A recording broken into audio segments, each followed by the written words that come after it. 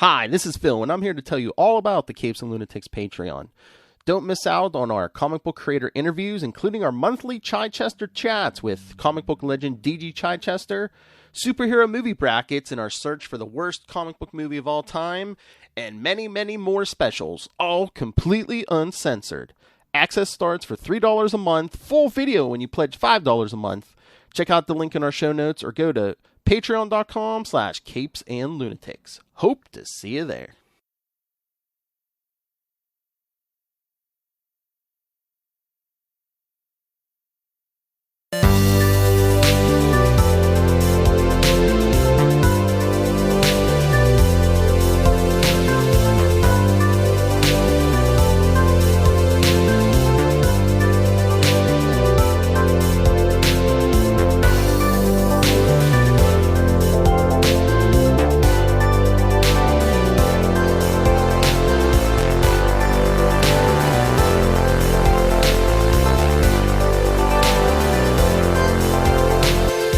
Avast me hearties, and welcome once again to Full Stream Ahead. I'm your Captain Charlie, the Professor Esser, and with me as always is me skinny rich friend and first mate. It's Mozz. Welcome, Mozz. All right. In a world of capes and lunatics, gods and monsters, in a galaxy far, far away, there are heroes that did not set out to be heroes, but now find themselves in a place where they must choose to do the right thing. Andor, Season 1, Episode 4, Aldhani. Out of options, Cassian is recruited for a dangerous mission to infiltrate an Imperial garrison. Our director this week is Susanna White. Our writers on this are Dan Gilroy and Tony Gilroy. George Lucas, of course, getting that based on Star Wars credit by Tony Gilroy created this, and Dan Gilroy, we're not going to assume that there was just nepotism, but they get the written by credit on this episode, because you got to look out for people with the same last name. All right. Maybe they're a brother duo writing team. They could be brothers. They could be cousins. They could be completely unrelated. I actually went to school with other kids named Esser that we had no relationship to. Oh. It was weird. It was like, because Esser's kind of an unusual name, Yeah. You don't usually meet a lot of Essers. But but there was two Essers, It's like if you met another Manzor, it's like, oh man, I'm like from Philadelphia, I mean, it's more common than I imagine Esser is. Yeah. Yeah, that's one of those things. It's like Manzor, probably a bit more common in I want to say Pakistan. Pakistan, yeah. So, for Pakistan. example, if you went to Pakistan, you'd find a Manzor on every corner, right? Mm-hmm. Not on every corner, but maybe on every third corner, right? I haven't run into another Esser in my life. Actually, related to you. Yes. Although, again, you actually will find, like there's actually a very large corporation in Germany called Esser. Esser Industries, and they do large equipment. We are supposedly supposed to be related to those guys, but we just didn't get the factory, Yeah. As it goes, the name, like the family name Manzor Beg. There's like mountains of Manzor Beg in Eastern Europe, in Russia, and these places. Uzbekistan, a lot of Manzor Begs there. So it's like, I was quite surprised. Well, apparently you had an ancestor who liked to get around. Yeah, supposedly the legend goes, it goes all the way to the Mongol times in the Indian subcontinent. Those Mongols, they did. They did be fruitful and multiply. Yes, indeed. That's why we're all a little bit Mongol. Yeah. That's what they say. They say,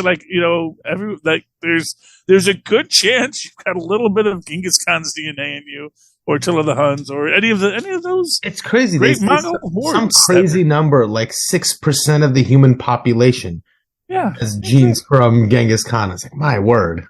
They got around, man, and good for them. I think that is what drives humanity: is that urge to just get up and move, meet new people, and have sex with them. Hopefully consensual, because this is our modern era now. All right, moving right along. Back Let's get then, to this. I doubt so much of it was. Well, I mean, you can go to a whole thing about what defines consent in an era. Oh God! Literally sell your daughter. It's Right. It's like, okay, well, it's this guy or that guy that my dad was going to sell me to. Maybe this other guy has kind eyes. I don't know. You take what you can get sometimes. But The kindness doesn't stop there. Yeah, Well, you hope so. You hope that in any relationship someone gets into in their life, that it's actually going to be one that takes care of them and respects them and, treats everyone well. And I cannot get my screen back there. Nothing's working today. All right. So I think we open up on Cassian and the donor. Yes. What is it? Lauren? Lorith, something like that. Yeah. It's played by Stellan Skarsgård, right? Who is always great. Luthen Rail. Luthen Rail. Who is a character I do enjoy in this. I like because we get his little transformation. This from his rebel persona to when he goes to Coruscant. And he, puts on the wig and puts on the jewelry and is just welcome to the gallery, presenting himself as the most non-threatening person he can be, because he's actually a very dangerous man, we're going to assume. Or a very important man. And if something happens to him, that could be dangerous for a lot of people and for the cause. Mm-hmm. Exactly. But before we get to that, we get a very interesting scene. We have Luthen and Cassian sort of discussing, where they're from, and really where Cassian's from. We never find out where Luthen's from, and basically telling him, look, here's what I know about you.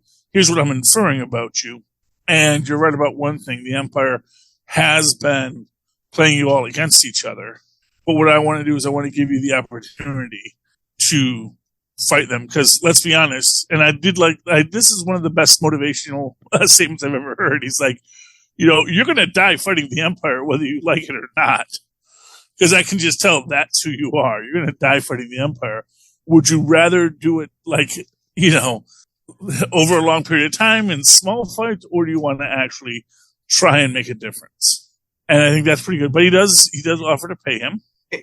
Well, fair enough. I guess the speech works to some level, but you still need to grease the wheels, right? Well, yeah, because, even Han Solo isn't saving Princess Leia for nothing.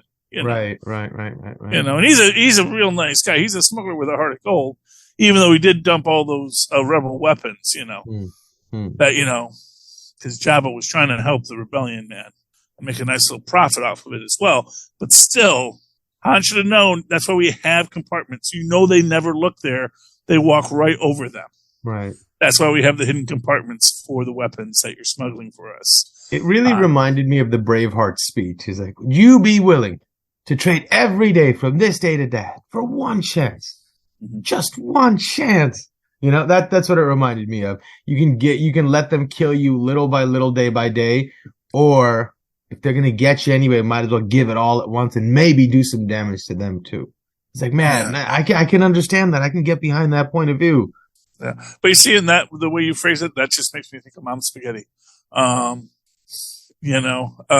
Just take that one shot, one chance. Oh, yeah. Because that, to me, that's that one chance, which is, again, a battle of a different sorts. But moving right along, he gives him the down payment of the fancy necklace. Yeah. Even it actually has a kyber crystal in it, which is really interesting.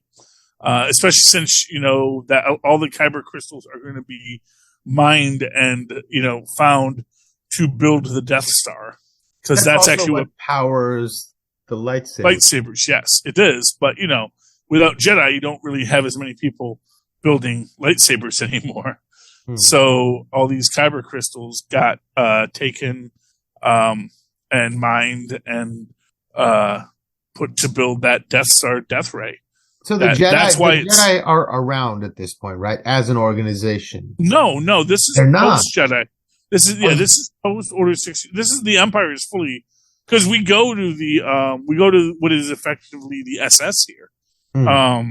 We saw him a bit last episode. In fact, that is one of the other.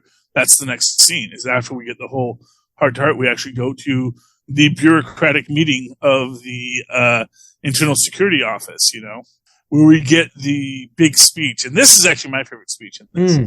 When the head of it is basically like, we are not here to, we are not here to keep the peace.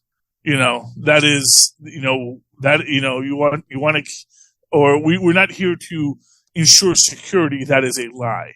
You want to put down a rebellion, call the Navy, have them drop some troops, and that's how you do that. What we do is I forget what he used, but it's like we are medicine. We're a healthcare system. That's what. Yeah, we are the healthcare system. Yes, we find where the germs are, whether it's from outside or inside. We isolate it, and the faster we can get to it, the easier it is to save the patient. Yeah, I think the metaphor he's trying to help us see is that we don't have the capacity to heal the organism, but our job is not to get lost in the weeds trying to heal the organism because we have no hope of doing that. But what we can do is put a Band-Aid where it needs bandaging and keep the organism moving, one foot in front of the other, and keep it productive. That's their role. Yeah. That's how I interpreted that speech. And, it's a good way to look at it. I'll be honest with you. I don't know if he's quite that nihilistic because I'm sure he does expect the Empire to last, well past his lifetime. He plans to be buried in a nice mausoleum for his service to the Empire and all that stuff. I get a nice gold watch at retirement, etc. But obviously all systems die, all systems implode, and the Empire is no different. Obviously, why should it be? Why should this empire stand when the Republic fell? There is no 1,000-year Reich. It's like, it has a period of time it'll last, and either it will decay from within, or it'll decay from without. But our job here is to find the decay and treat it before it gets too bad. And that's beautiful. Although I do find it interesting as a parallel within this, because we do see our good old corporate security crew getting dressed down in this episode. But he leaves her with like this little hopeful color to the whole conversation. Which one? Well, towards the end, he says, I let him have the win because you kind of stepped out of him, but you're the chosen one. You're the one I sort of do better. I wanted you to win that argument that you didn't handle that right. You could have won that engagement, but you didn't. I'm in the position to. I heard that completely differently. Oh, interesting. I heard that. Yeah, because what he said is, and you can guarantee that, corporate security will never have this authority here. This is now completely under our jurisdiction. Because the old guy's like, I didn't even sanction this. And he's like, exactly. That's the problem. This was a convolution of people too big for their britches and people with too much apathy to follow up on them and to rein them in, You guys did everything wrong on every level. Right. And that is why you're all here today and why you're all fired. And what I took from that is letting this guy know, because of you, we cannot trust corporate security. Because of you, this team and people like you. No, rest assured. Talking about his conversation with Mira or Daedra or whatever her name is. The head of the group. Yeah, the blonde lady. Oh, okay. The head with the other guy about jurisdiction. Yeah. And he gives the exactly. No. Yeah, that's a different conversation. So, right. Because there's lots of conversations going on here. because that happens more towards the end of it. And it is because she wants to have the authority to investigate this. I do think that that's also a nice parallel to the dressing down scene again, because clearly it is a loose thread, but, arguably it isn't a major thread, but we know it actually is a major thread but not because of the thread itself. It's interesting because it's like, okay, there was a box stolen. And she is rightly thinking, well, that's something that rebellion people would want. So that's something that they would try to get. So whoever is paying for this, there's a good chance they're in the rebellion, because no one is looking for the Fuzzbuster box for lawful purposes, as it were. Right, and I think the point also that she makes is that there is a pattern to this. There's important pieces that if you just look at those together, you're like, oh my God, that's like Voltron. That's the left arm. That's the right arm. Can't you see they're about to form Voltron? Right? Like that's. Yes. And of course, what I think is great, because this is what parallels our dressing down scene later, is, again, here is where you have the boss making the choice to, we're not going to push it. I don't want you to push it. We do know that you have a good sense, and we do know you're right about a lot of things, but we're not going to push it, because if you're wrong, it's a waste of resources on a wild goose chase. And if you're right, well, we'll find out. We'll find out eventually, which is not a good perspective to have when you're also the doctor trying to figure out what's going on there. It's like, well, we could order this test, but that's although I guess, so it's not a good metaphor, because obviously doctors will order very invasive tests that are unnecessary. Right, but right, on the right. one We're chance assuming that they it don't have a works, healthcare system as slanted as ours. Well, yeah, that's sort of that's the catch-22 of healthcare, is that in for-profit healthcare, doctors will order way more tests than they need, but because they order more tests, they catch more illnesses. But also, they are also putting the patient through a lot more. Whereas in not-for-profit healthcare or state-sponsored healthcare, there are certain things they do, and then there are certain things that they say, there's not a cost-benefit analysis to running this test, because we're not just looking at our bottom line, we're actually looking at the system's bottom line. And we don't need to give this test to everybody all the time. Whereas in for-profit, if they can push it through insurance and get paid for it, they will do it. So, right, but that just ends up doing nothing but raise the prices for everything unnecessarily. Exactly. So I mean, that's grotesque levels of. But if you're the one guy that got the colonoscopy that found the cancer in time, But then you you're got to actually wait really across thankful. the other side of so many people who can't Exactly. afford it now, and like 100 million people don't get services they need because of that one guy found a cancer cell. Exactly. I mean, it's trust me. The American healthcare system is completely busted. I know.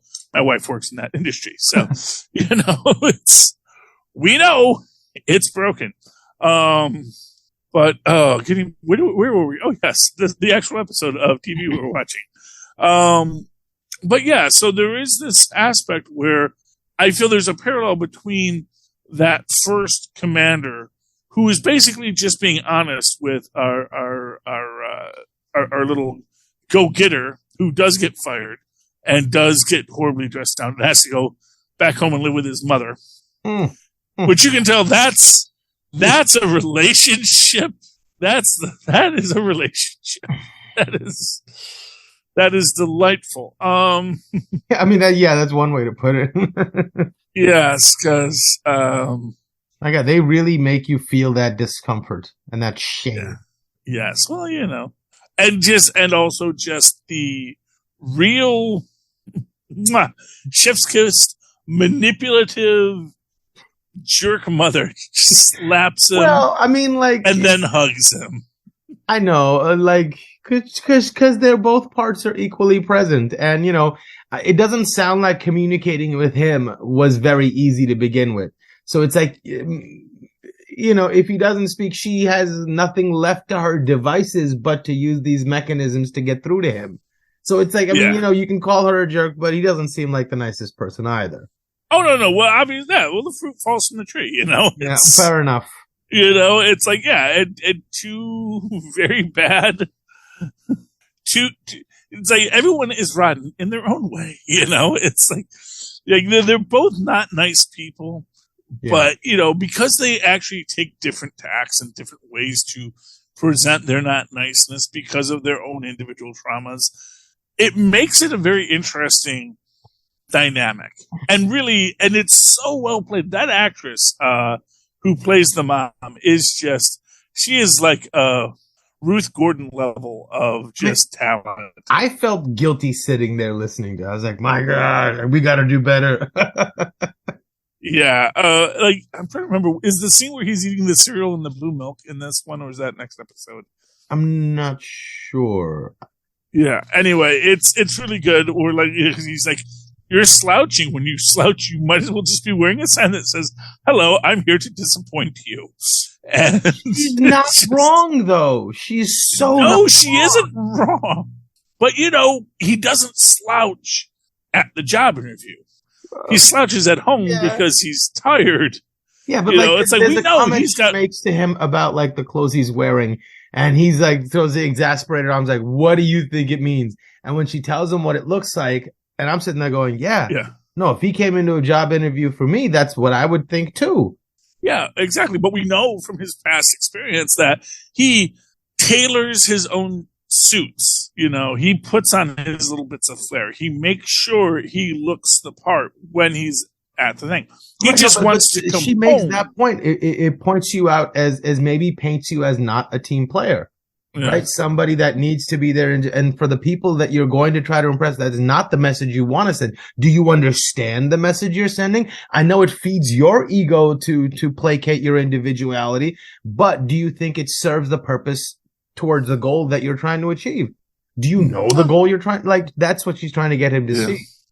Yeah, but that's, and I guess that's that, and that ironically is the problem with fascism, because you have two competing goals. One is be the best of the best, do the thing, but also keep your head down, do your job, don't get noticed. Be there, be reliable, be a cog. No. I don't think the point is don't be noticed. It's don't be noticed for the wrong things. Be noticed as an asset. Don't be noticed as a liability.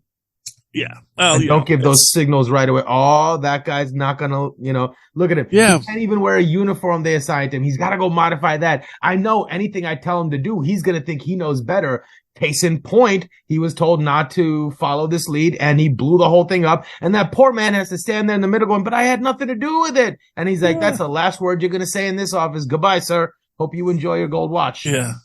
Though it is interesting when you can go back and follow through the lines. Had he not accelerated it, Cassian probably would have just sold the thing and gotten his money and then went off to the next place. Exactly like he planned. Because, I don't think there was, it took the corporate security debacle to put Cassian in the spot, which will, it's one of these things where it's for want of a nail, if our little tin-plated soldier did not insist on following this lead, the Empire may never have fallen. Right. I mean, but you pull back far enough, get perspective far enough, you can find justifications for anything.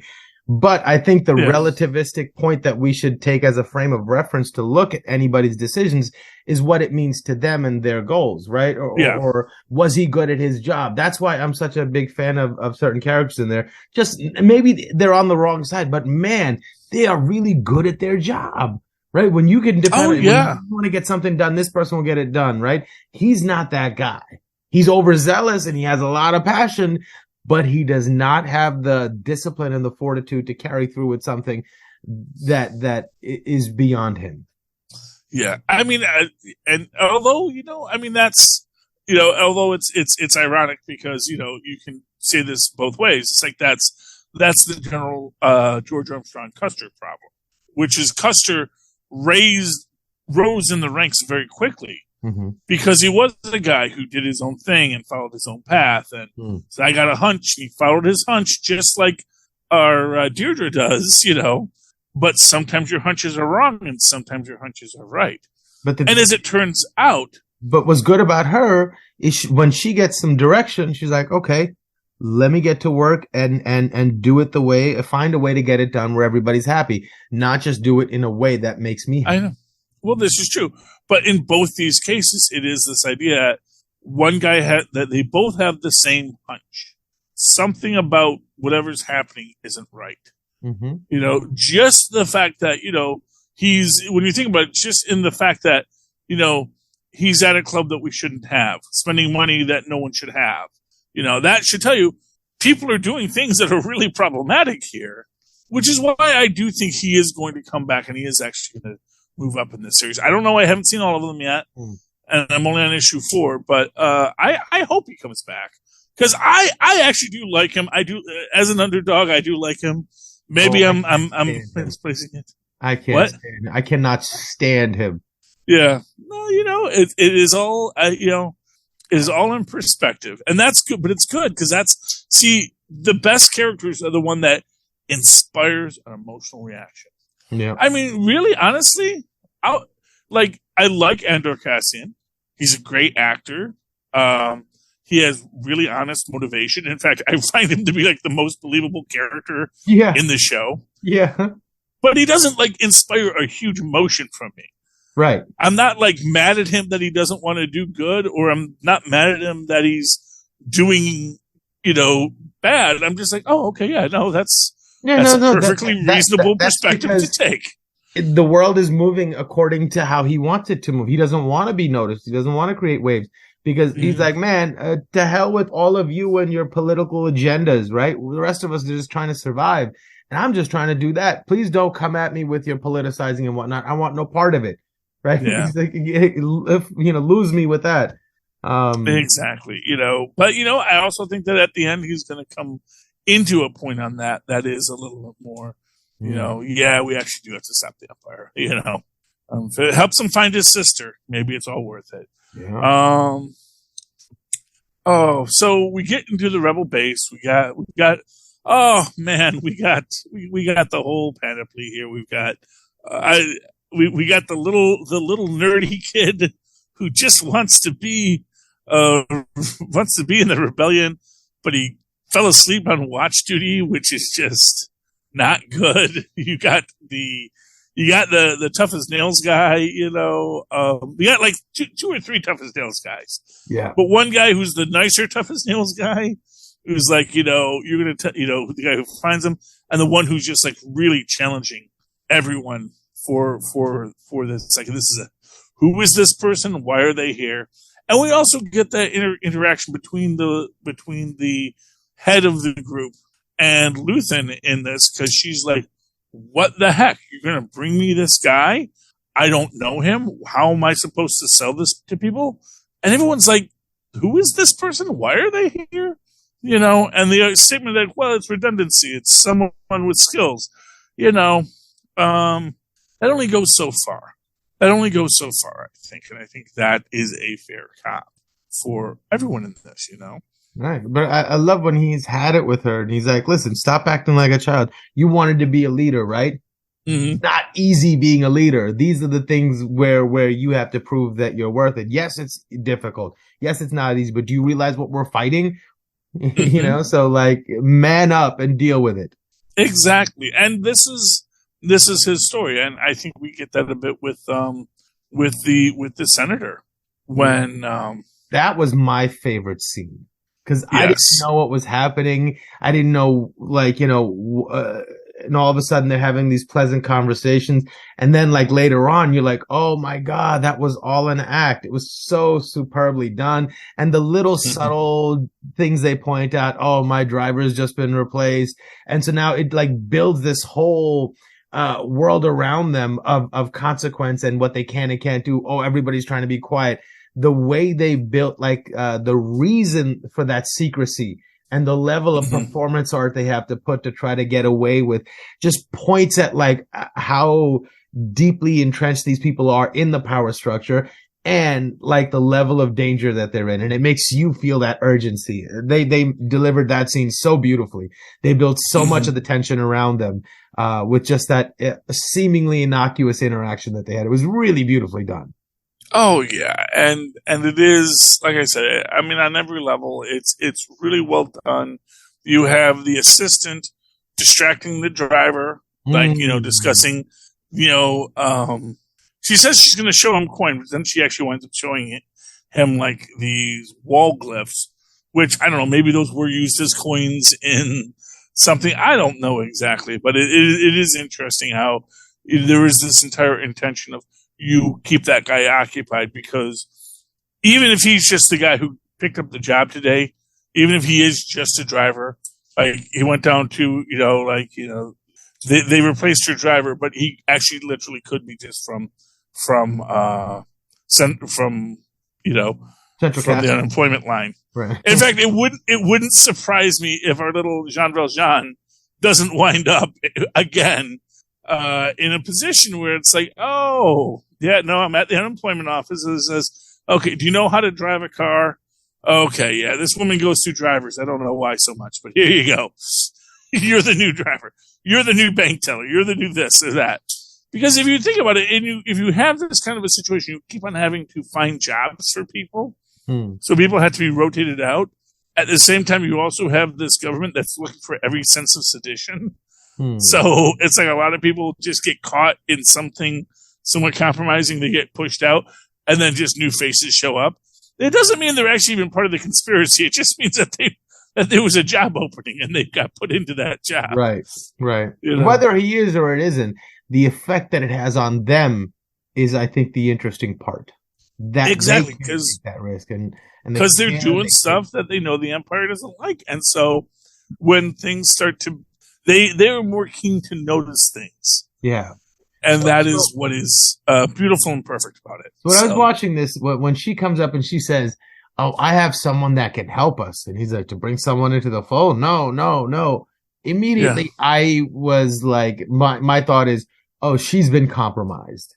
And she's trying to play a double agent. She's trying to bring somebody in, and he's getting really suspicious. And you can see their relationship starting to get a little strained. Yeah. Again, which just sets like the thing on the teeter-totter. You're like, oh my God, things are about to fall off any second.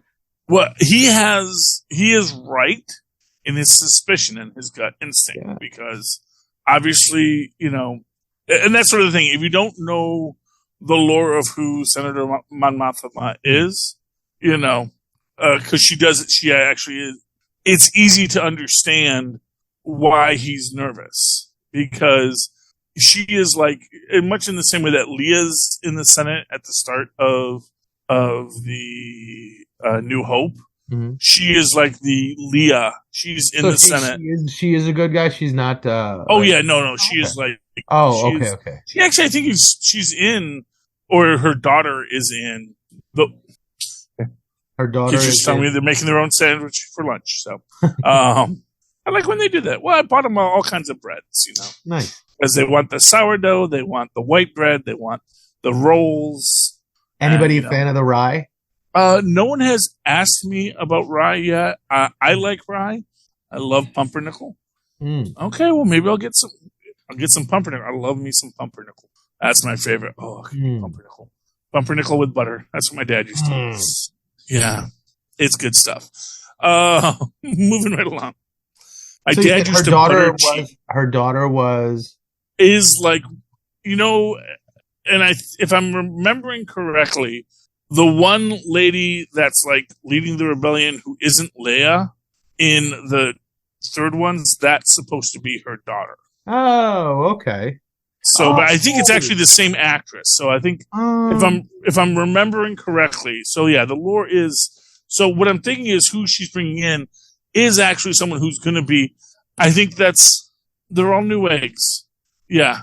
Please make sure they're raw still. So. Yeah, I know. Okay. But if you're going to do it with them, just make sure they're cooked before you do something with them. Anyway, kids. Salmonella.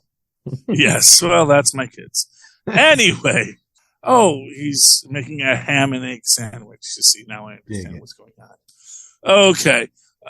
Moving right along. Yeah, so I do wonder who that's going to be, and I wonder if it's going to be someone that is going to be important, and I do wonder if it's going to be someone like Leia Organa or possibly her father.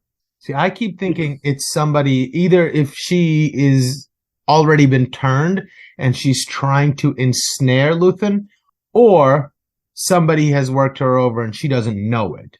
And somebody knows that she's part of the resistance and they're sending feelers out to see. And she's putting him in a very dangerous situation by coming to him at a time of stress like this, pointing to where her leak probably is or something like that. Yeah, I see. I actually, and this is my honest opinion, I don't think the Empire was ever that good at their job. Yeah, see, that's I think Cassian's whole point. Is like, no, it's just an illusion. And they keep telling you it's all an illusion, right? We're not really that granularly involved in every little thing, but we can make you think that we are. And that image is more important in as a mechanism of control than actual physical control. Exactly. And I do think that is, I will say that I like her husband's character. Oh, yeah? He's just, I don't trust him at all. He feels like a plant to me as well. Like he does not like her, and she does not like him. It seems like they probably had one of those, marriages of convenience to bring two houses together. I actually think that they used to have a lot of fun together, and then the Empire happened, and he was like, that's the thing. It's like he was like, because he mentioned, this other governor is like a guy from his old military group.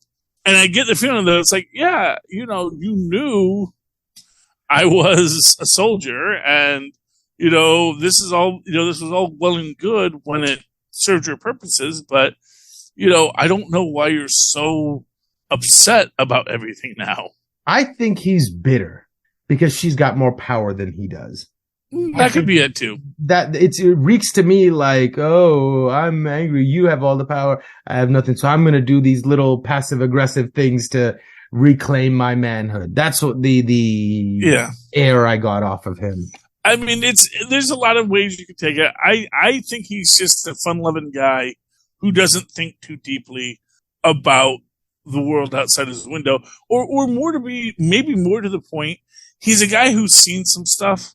And right now he's got a soft bed to sleep in and he's got food on his table and maybe worrying about everything else. Cause and this is something I always go back to. It's not like the problems in the galaxy started with the Empire. That, that the Empire is problematic, but the fact of the matter is people were starving before the Empire. Yeah. People were being exploited before the Empire. People were slaves on Tatooine during the High Republic, There's absolutely, from his perspective, as a guy who made good, maybe even at once a local boy made good, he's like, you know what? You have no idea what actual life is because you're a senator and you probably lived your whole life on Coruscant and, been bred to this world. Those of us who have slept on rocks and eaten roots, we know when the world's a better place. I don't get the sense that he ever slept on rocks. Well, but we know he was a soldier. We know he was a soldier. Yeah, but like Cassian says he was a soldier too. He was a cook who ran away from the war. You know what I'm saying? Everybody claims to have been at Woodstock. Yeah, well, that's fair too. I guess he he doesn't strike me as the type that would do well in a fight. He seems like a prissy little, oh, where's my butler? Yeah, well, and I guess it takes all kinds. I don't know. I just don't like the guy. I don't trust him. He seems shifty. Yeah. And I think you're not supposed to, so that's fair. It's just a personal thing. I just don't like his face. It is a punchable face. Yeah. He's got, he has, ironically enough, a Qui-Gon what's his name? Qui-Gon Jinn. A Qui-Gon Jinn hairdo, except he also has it moosed. Yeah. So it's like he's got the little top knot, but it's moosed into the back. So it's there are reasons that there are set design pieces they chose to make him seem, which is one of these reasons that to me it's like, well, they made a lot of choices with him that make me think. As much as they want you to punch him in the face, he's not nearly as bad of a guy as you think. That he actually does love his wife dearly, even to the point where, because you can see there's a lot of compromise in their relationship. Because she's like, as you wish. You don't want to do it. You want to say I can't have my friends at my birthday party? That's fine. No, under the undertones, the passive aggressive undertones were, say, like, you started it, then if you can't have this, then just okay. And she knows the other shoe's gonna drop, so she's like, fine, go ahead, have your little party. I just like the part he says. She says, well, just don't sit them by me. It's like, oh, don't worry. We'll all be off the other side of the table. These right. I don't want you anywhere. No. You're too boring for our party, honey. Well, don't worry. Well, we'll sit him at the fun side of the party. Yeah. But that's the thing. It's like he knows who she is. He knows what she's going to talk about. He wants to get drunk with his buddy at his birthday party and have a good time. And he knows she's not happy about it, Fair enough. And it's like, but he loves her and he doesn't want to exclude her. She did say she's sending back his present. And, so, right. They each get their things in. I'm going to reform him. I don't want him to be into these violent things. Give me something nice. And I was like, all right, if you just want to bring it back tomorrow, go ahead. That's a good joke though. And again, this is why I think, I don't know. I don't know his whole story yet. And maybe it does play out that, yeah, he's a complete nozzle, but in the moment, I'm rooting for the guy. I root for all the bad guys because it's like, come on, man, have your redemption arc. This entire industry is built off redemption arcs, Like, I even want freaking Jean Valjean to have a redemption arc and be like, it's like, no, man, I can tell you how to run I can be in the rebellion and I can really rise up the ranks here. Yeah, I don't know if I want a redemption arc for them. I want them to show us how ugly and faulty these people are. And then I want to be feeling satisfied when I watch them get their comeuppance. Just like we did when Mr. What's-His-Name got chewed out and fired. Man, that brought me so much joy. I literally sat there like I'd just eaten a big ribeye. Like the juice dripping down the side of my face, just completely satisfied and dead to the world. That's how good that felt. Yes. I understand completely. Oh, any final notes on tonight's episode, Mozzie? I really, really am liking sort of how they took like what was seeming to be like a small story and just gave it so much scope. And also in the way they showed the grandeur of the Empire. I'm not a huge Star Wars fan. I've seen some of the recent stuff, but you never really get to see like something that shows you how powerful the Empire really is. But when you see this city, the scale and the magnitude and the infrastructure that it must take to run this thing, you're like, whoa, like they've got their stuff together. Right. So yeah, that part was really interesting. And then all the inklings you get to all the political intrigue that's happening and the subtlety with which they tell this story. I'm so excited for where this is going to go. Because they've convinced me that they have the storytelling chops to carry through with the promises that they've made to us so far. And I'm super excited to see where this goes. Oh yeah. I mean, without a doubt, it's really solid. It's interesting. I've watched the Tales of the Jedi too. And there's an interesting aspect of Coruscant as a place because there is in one of the Jedi temples, there's a thing. It's actually in the episode that, spoilers if you haven't seen Tales of the Jedi. Though I do highly recommend people, if you like animation and Star Wars, this is like, and, interesting Tales of the Jedi, it is really in your wheelhouse. There's a moment where Yaddle and Dooku are talking because Dooku was Qui-Gon's old master when he was a Padawan. And there's a whole thing where he says, Qui-Gon, when they go to this garden, he says, and I brought Qui-Gon here because he had never seen, because growing up on Coruscant, he had never seen trees before. Mm. And he had never seen what the world could be of life and flow. And, that's it's an interesting thing about how different Coruscant is from the rest of the galaxy. Mm. And also where you get this idea that Coruscant is this like place that got super industrialized, which is why they always have out and get all these extra resources to keep this metal, glass, and steel paradise of Coruscant always running. So, I always find it interesting when we go to Coruscant because it is this planet of a city of a planet. And it's like, what if an entire planet was, downtown Manhattan? And that is what Coruscant is, So that's interesting to me in it as a concept. And, I'm very excited to see how this plays out. I really think that so much of what they're doing with Star Wars right now in these little stories, in these human stories, is so much of what Star Wars always needed. It was always there, and like if you were in the expanded universe, you got all this in the books. But getting away from the Skywalker saga just for a bit, even though that's always playing out in the background, just to come back to all these human stories is really enjoyable. And I love seeing it. I love that you can have a bunch of characters who are just living their lives within the banality of evil. Mm. And, not be bad people, but just be banal people, and just this idea that, it's terrible business but hey, look at this. You want to see this guy? He can chug a whole beer in 2 seconds, it's my old buddy. And, I think that's a great thing. All right. So if people like this show and they want to talk to us about it, they can reach out to us at CapesandLunatics@gmail.com. That's CapesandLunatics@gmail.com. That if you write us a story, or if you write us a tale, an email, we will read it on the air for you.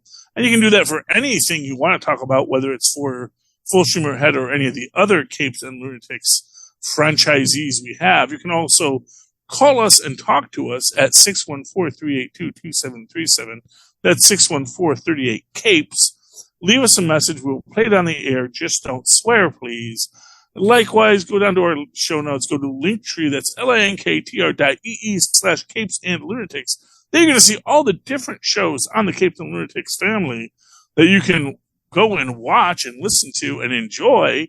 Comment on those shows. Use that same connection information to let them know how much you liked their shows and how much you liked ours as well. And we would greatly appreciate that. You can also join our Patreon or just give us money because we do fund this all ourselves, and that is helpful. All right, Mozz. If you just want to talk to you, they don't want to get into the whole business of Capes and Lunatics as an enterprise. They just say, no, man, Mozz is my man. That's where I want to reach out to. How can they find you? Oh, they can email me at mozzmanzor@gmail.com or find me on Facebook under Mozz Manzor. That's MOZZMANZOOR. And, of course, you can always write to me directly in that old-fashioned email way that our mothers and fathers once did. At superconnectivityblog@gmail.com. That's superconnectivityblog, all one word, @gmail.com. I recently found out Facebook still exists, and I'm thinking about returning to that legendary city of my youth to see if social media is less insane there. I don't know. But in the meantime, if I'm ever on Twitter, you can follow me there at Charlie Esser. That's CharlieEsser. Look for the 2 E's in the middle. For quality. Bing! Thank you, Mozz. All right, you filthy landlubbers. You've come to the end of another grand and glorious voyage on the sea of the internet. Come back again next week as we once again sail full stream ahead. Arr.